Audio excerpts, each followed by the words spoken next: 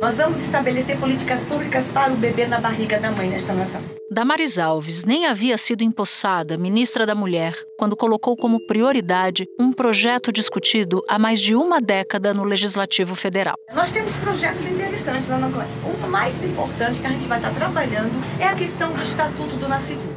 Durante 4 anos de governo, não aconteceu. Agora, na reta final, parlamentares bolsonaristas tentam ressuscitar o texto. O projeto estabelece que todos os brasileiros, já nascidos ou ainda na barriga de suas mães, têm os mesmos direitos, entre eles o direito à vida. Por isso, proíbe o aborto em qualquer circunstância. Inclusive em casos permitidos por lei, quando há estupro, anencefalia ou risco de vida da mulher. O projeto também dá direito de pai irresponsável pela criança ao estuprador. A proposta está em análise na Comissão de Defesa dos Direitos da Mulher. Foi colocada em pauta no dia 7 de dezembro na comissão. Desde então, a oposição se articula para impedir o avanço do texto. A sessão foi suspensa depois de um pedido de vista por parte de parlamentares da oposição. 27ª reunião deliberativa extraordinária, 14 de dezembro de 2022. Sobre o Estatuto do Nascituro, é importante que seja aprovado. Eu acredito que na forma como nós, como comunidade política, como sociedade, tratamos, e reconhecemos a dignidade ao nascituro, se joga o destino da nossa civilização e do nosso futuro. O afã que se tem aqui de aprovar um estatuto do estuprador, porque é isso que está posto. Essa proposição não fala de direitos no nascituro. Ela fala, em verdade, do direito do estuprador. Ela fala da violência a ser perpetrada contra as mulheres. Senhor presidente, o PL orienta assim. Aborto é um crime. Então o que é que a gente está querendo tratar aqui? O Estatuto do Nascituro protege a vida. Presidente, o pessoal orienta não. Defender que o feto possa se desenvolver, possa se tornar uma criança saudável e com plenitude, é reconhecer o óbvio, que é impossível dissociar o feto da sua mãe.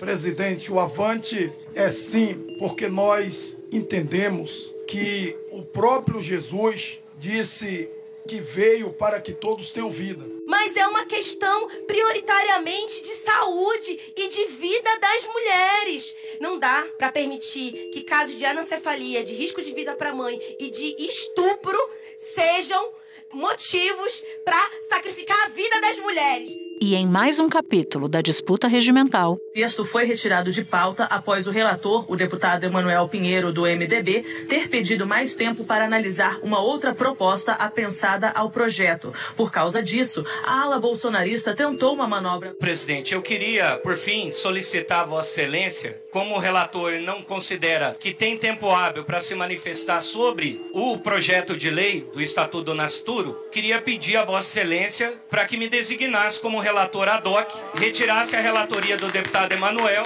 Mas, após argumentos baseados no regimento interno da Câmara, a presidente da comissão, deputada Kátia Sastre, do PL, decidiu adiar a discussão. A matéria poderá voltar à pauta na próxima semana e, se aprovada, deverá ser analisada na Comissão de Constituição e Justiça e depois no plenário da Casa.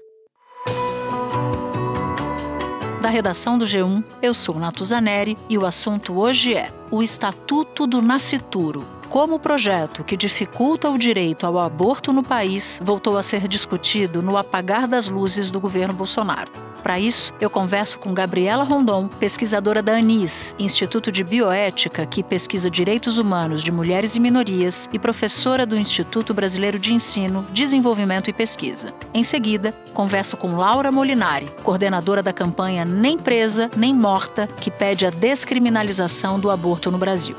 Sexta-feira, 16 de dezembro.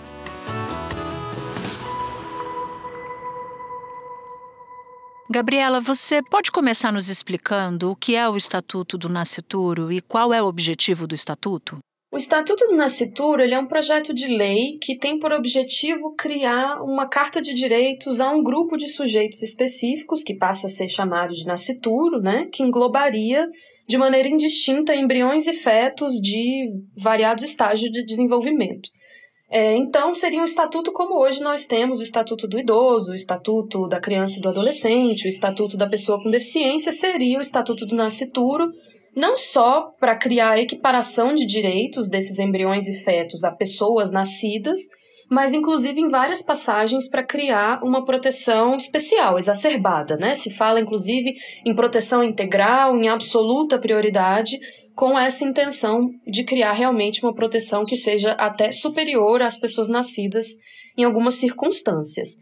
E é sabido já que o objetivo declarado desse projeto de lei é gerar obstáculos ao aborto previsto em lei no Brasil. Então, de fato, impedir, gerar confusão, inclusive insegurança jurídica para a implementação, por exemplo, do direito ao aborto em caso de violência sexual, em caso de risco à vida e em caso de anencefalia, que é a malformação incompatível com a vida fora do útero. O aborto legal existe no Brasil desde 1940, mas ainda é um procedimento de difícil acesso. Ele é permitido apenas em 3 casos: gravidez decorrente de estupro, risco à vida da gestante e anencefalia. O Ministério da Saúde publicou uma cartilha na qual afirma que não existe aborto legal e defendeu que os casos permitidos passem por investigação policial, falando que é um excludente de licitude.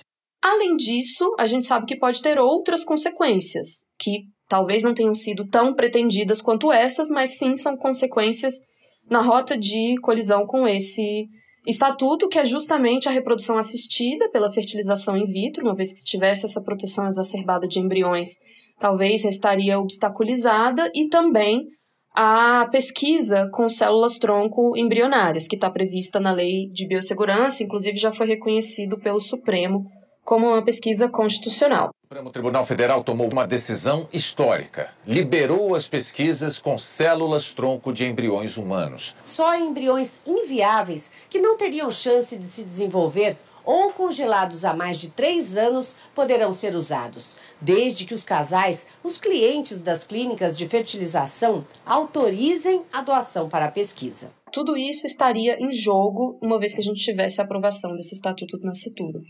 Interessante que você fale em obstáculo. O Estatuto não revogaria o direito ao aborto, mas com ele se abre uma confusão jurídica que atrapalha, ou pelo menos cria obstáculo, como você disse, ao acesso à saúde de mulheres e meninas no dia a dia, certo? Sim, exatamente. Ele não revogaria de maneira imediata justamente porque não há essa previsão de revogação dos artigos do Código Penal que prevêem essas formas descriminalizadas de aborto. Então, eles passariam a conviver, né? Se fosse aprovado o Estatuto do Nascituro, passaria a conviver no conjunto normativo brasileiro essas duas previsões. Claramente existem várias passagens que têm um objetivo evidente de entrar em colisão com os artigos do Código Penal, mas certamente isso seria levado de maneira imediata por exemplo, ao Supremo Tribunal Federal numa discussão de constitucionalidade, porque justamente viola de maneira tão evidente e intensa direitos de meninas e mulheres que estão previstos na Constituição,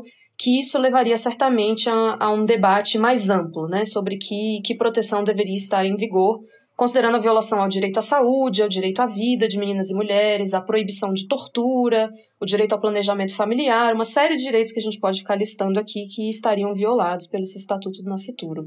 A gente começou esse episódio com uma fala da ex-ministra Damares sobre, nas palavras dela, estabelecer políticas públicas para o bebê na barriga da mãe. O que essa fala da Damares revela? Essa é uma fala bastante insidiosa, né? E mesmo cruel, a gente poderia dizer, porque é possível imaginar que nenhuma de nós seria contra políticas públicas para bebês, né? Se a gente coloca nesse enquadramento. Mas, de fato, não é disso que se trata, né? A estratégia retórica que está por trás, seja quando se constrói essa proposta de Estatuto do Nascituro, ou quando se fala disso, de políticas públicas para bebês, é justamente invisibilizar que sempre que a gente fala de reprodução, a gente está falando necessariamente de meninas, mulheres, de outras pessoas que gestam. E que necessariamente, para a proteção do processo reprodutivo, é preciso proteger meninas, mulheres, né, e pessoas que gestam. Então seria inclusive inverídico dizer que nós não temos, por exemplo, hoje, políticas de proteção ao nascituro, né, se quiser chamar assim, ou políticas de proteção a bebês na barriga da mãe, como quer a ex-ministra Damares. Nós temos sim, porque é claro que qualquer política que proteja a maternidade, qualquer política voltada à proteção a uma maternidade saudável, socialmente amparada, ela está necessariamente, claro, com vistas a proteger o nascituro, enfim, essa vida futura, né, essa vida potencial. Mas quando se tenta tirar as mulheres e meninas da equação, e aqui de maneira muito grave, né, nas hipóteses extremas que a gente tem um aborto legal no Brasil, o objetivo é realmente outro. Eu sei que você considera que essa é uma discussão que vai além do direito ao aborto legal e trata de controle da sexualidade de mulheres e meninas também. Mas eu queria te pedir para explicar essa ideia para a gente. É uma tentativa de criar uma agenda que seja aparentemente incontestável, né, como se chama de várias formas, a proteção à vida, a proteção a bebês, né, a proteção ao não nascido, como se queira chamar, mas obscurecendo que de fundo está uma certa visão sobre qual é o papel da reprodução na vida social, qual é o papel das mulheres, né? Qual é a visão de igualdade de gênero que se tem, qual é a visão de família que se tem, a proteção à sexualidade, aos diversos projetos de vida possíveis a meninas e mulheres. Então, a pauta, na verdade, é muito mais complexa, que está de fundo, e ela encontra nessa defesa, né, suposta da vida, do nascituro ou dos bebês, uma saída retórica fácil, né, de criar aquela imagem que ninguém poderia contestar, né, de defesa desses sujeitos, enquanto deixa de proteger meninas e mulheres, e nesse caso aqui, especialmente, meninas e mulheres vítimas de violência, né, que elas seriam as primeiras a ser abandonadas caso um projeto desse fosse adiante. Gabriela, muito obrigada pela conversa, foi um prazer ter você aqui no assunto. Imagina, eu que agradeço, foi um prazer. Espera um pouquinho que eu já volto para falar com a Laura. Laura, Gabriela Rondon deu detalhes aqui pra gente sobre o teor do Estatuto. Mas com você eu quero me deter no contexto em que ele é criado e em quais circunstâncias ele volta a aparecer nas discussões do Congresso. Esse projeto ele foi inicialmente protocolado em 2005, no mesmo ano que também foi apresentado um projeto de lei propondo a descriminalização do aborto, né? Em 2007 ele foi arquivado, mas surgiu um outro com o mesmo nome, que é o que hoje segue em discussão, 15 anos depois, do deputado Bassuma, Luiz Bassuma, do PT. Em alguns momentos ele tem sido usado, né, como o projeto principal para disputar, né, na legislação brasileira o direito à vida, né? Então, por mais que ao longo dos anos, tramitando pelas comissões, ele tenha mudado um pouco de forma, né? O projeto essencialmente continua nesse lugar de questionar o direito à vida, a interpretação constitucional que existe hoje, né? Que a vida começa com o nascimento, apesar de a gente ter proteções, obviamente, para fetos, para gestantes, né? Para os embriões. De fato, o sujeito político, né, é nascido vivo, não é o nascituro, e eles, ao defenderem que a vida começa desde a concepção, contrariando esse princípio constitucional, eles acabam criando uma nova figura jurídica, que é o nascituro, e que passa a ter, né, na concepção desse projeto de lei, essencialmente, os mesmos direitos de pessoas nascidas vivas, assim. O Estatuto do Nascituro, então, ele torna o aborto crime hediondo, e aí, por conta dessas definições e colocações que foram acrescentadas ao texto, até mesmo hipóteses que hoje são legais acabam se tornando crime. No caso de violência sexual, o texto garante ao bebê o direito à pensão alimentícia até 18 anos e também direito prioritário à adoção, caso a mãe não queira assumir a criança depois do nascimento. Em 2016, a criação da Comissão da Mulher como uma comissão permanente, e foi nesse momento em que ele passou a ser apreciado também pela Comissão da Mulher. E, em paralelo a isso, outros projetos parecidos, né, foram sendo sempre apensados a ele, e alguns requerimentos também foram sendo feitos, né, ou para mudar o regime de tramitação para que ele fosse apreciado com mais celeridade, ou então que ele se realizasse audiências públicas. Ele foi sempre objeto de disputas ali dentro do Congresso Nacional. E eu queria que você nos contasse, porque me parece que há um mistério aí. Porque mesmo com um Congresso conservador, o Estatuto não avançou no Legislativo. Em 2015, a gente teve uma mobilização muito grande da sociedade, né, que ficou conhecida como Primavera das Mulheres, mas que foi para questionar o projeto de lei 5069 do Eduardo Cunha. Um protesto na Avenida Paulista reuniu mulheres em defesa dos direitos femininos e contra o machismo. As manifestantes são contra o projeto de lei que dificulta o aborto legal em caso de estupro. Elas também pedem a saída de Eduardo Cunha da presidência da Câmara. que na época ficou muito conhecido porque as mobilizações de mulheres falavam muito sobre, né, as tentativas desse projeto de lei de, por exemplo, retirar o direito à contracepção de emergência, né, ou condenar a indicação, né, ao aborto legal para as mulheres e meninas estupradas e que precisariam acessar esses serviços, enfim.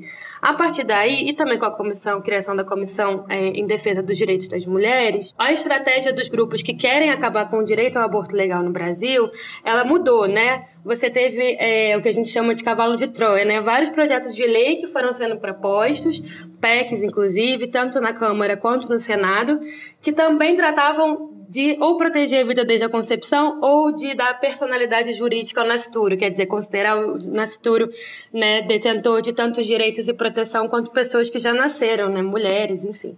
Então, a gente teve, por exemplo, recentemente, no ano passado, o Estatuto da Gestante, que foi do Eduardo Girão, senador, né, pelo Ceará, que apesar de falar sobre proteção da gestante no título, né, era todo voltado para a proteção do nascituro, para questionar mesmo o entendimento da Constituição sobre onde se inicia a vida. A gente está no momento, né, da transição e que a gente está conseguindo também entender o tamanho do desmonte de muitas políticas públicas, né, importantes. E aí não é só o fato desse estatuto estar sendo pautado às vésperas do fim de uma legislatura, né, às vésperas de um novo governo. O Bolsonaro perdeu nas urnas e definitivamente a agenda anti-aborto ela é anunciada foi sempre anunciada como uma pauta central desse governo, desse grupo político. Então a Comissão da Mulher não apenas, né, pauta às vésperas da nova legislatura esse projeto, como ela também desconsidera a realidade que a gente está vivendo agora, né? A gente teve na pandemia 8 a cada 10 gestantes que morreram por Covid no mundo eram brasileiras. A gente tem uma criança dando à luz a cada 20 minutos, né? A gente teve casos emblemáticos de meninas grávidas que não conseguiram acessar o direito ao aborto legal. Causou indignação a notícia de que uma menina de 11 anos, vítima de estupro de vulnerável, foi pressionada por uma juíza a desistir do aborto a que tinha direito. A menina estava, então, com 22 semanas de gestação, mas só conseguiu interromper a gravidez já com 29 semanas de gestação depois da divulgação do caso. Então, a gente tem uma realidade concreta para a vida das mulheres que demanda uma atuação da Comissão da Mulher que diga respeito ao que elas têm de direitos, né? E não que priorize a agenda do Estatuto, como vem sendo feito há 2, 3 sessões da comissão, para pautar um projeto de lei que não acrescenta nada de novo em termos de proteção das mulheres, não dialoga com a realidade das mulheres e ainda quer restringir direitos que já estão garantidos há pelo menos 80 anos. Então, é definitivamente assim, uma tentativa de fechar essa legislatura com esse avanço, digamos assim, para uma ala ultraconservadora, né, que vai falar, olha, a gente conseguiu na Comissão da Mulher aprovar o Estatuto do Nascituro.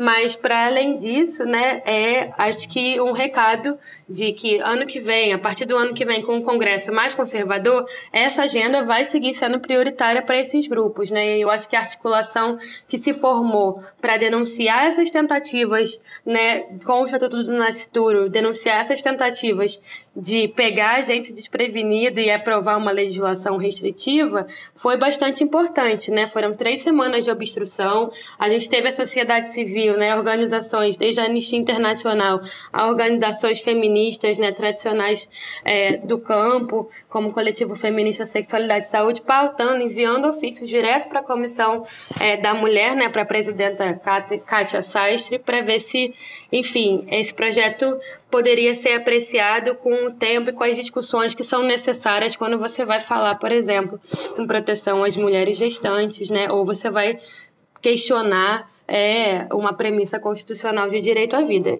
Laura, para terminar, tudo que você nos conta são formas que os parlamentares acharam para atrasar o Estatuto, mas não barrá-lo. Então eu queria que você avaliasse para a gente quais são as chances dele voltar a aparecer.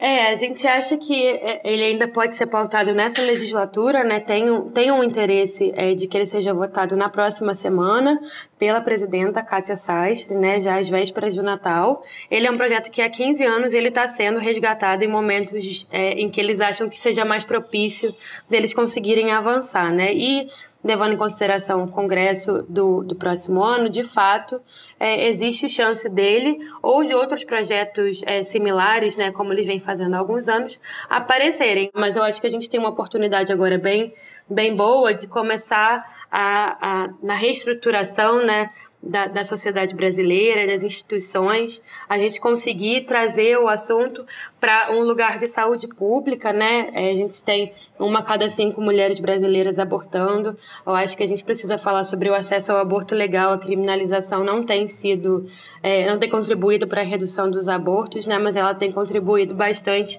para o adoecimento. Então, eu acho que a gente agora vai ter uma oportunidade mesmo de trazer o tema para o campo em que ele deve ser debatido, né? Que é o campo da saúde, que é o campo dos direitos humanos, que é o campo do planejamento reprodutivo. Que de cada 10 abortos legais registrados no país, 4 foram feitos fora da cidade onde a mulher mora. Algumas dessas mulheres tiveram que ir até outros estados para fazer o procedimento. Outras percorreram distâncias de mais de 1.000 quilômetros entre o lugar onde vivem e o serviço de saúde onde fizeram o aborto legal. No Brasil, uma mulher morre a cada 2 dias vítima de aborto ilegal. A OMS estima que são 22 milhões de abortos feitos sem segurança. No mundo? No mundo. 13% das mortes maternas do mundo inteiro a cada ano se dão por causa desses abortos. No Brasil é a 5ª causa, né, de morte. 5 milhões de internações no mundo inteiro. E o custo para o mundo vai a $1 bilhão por ano. E na sua avaliação, essa insistência na pauta tira o foco de discussões importantes, como discussões que passam pelo aumento da violência contra mulheres, por exemplo?